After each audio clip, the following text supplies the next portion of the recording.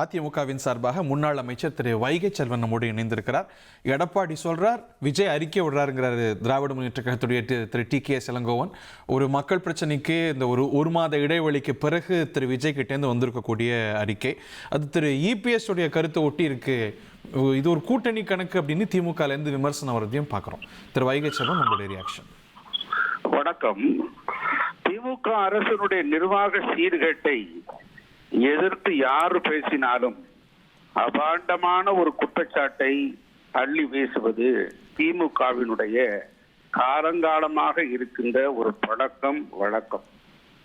ஆக தொடர்ந்து கோயபிள்ஸ் பிரச்சாரத்தை தான் அவர்கள் கட்டவிழ்த்து விடுவார்களே தவிர சுட்டிக்காட்டப்படுகிற தவறுகளை சரி செய்ய வேண்டும் என்கிற நியாயத்தின் போக்கு அவர்களிடம் கிஞ்சித்தும் இல்லை, எதிர்பார்க்கவும் இயலாது என்பதைத்தான் மக்கள் உணர்ந்து கொண்டிருக்கிறார்கள். டெல்டா பகுதி மக்கள் கடுமையாக பாதிக்கப்பட்டிருக்கிறார்.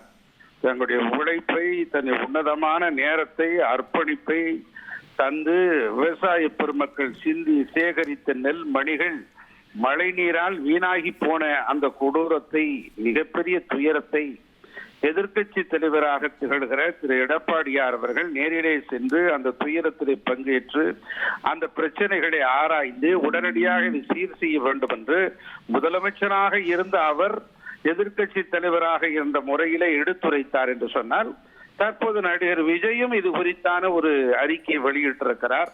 இதற்கும் அதற்கும் ஒன்றாக இருக்கிறது என்று சொல்லி அரசியல் செய்ய பார்க்கிறார்களே தவிர பாதிக்கப்பட்ட விவசாயிகளுடைய சார்பிலே நின்று அதற்குரிய தீர்வை காணுவதற்கு திராவிட முன்னேற்ற கழகத்தின் அரசு முயற்சிக்க வேண்டும் என்பதான் எங்களுடைய கருத்து.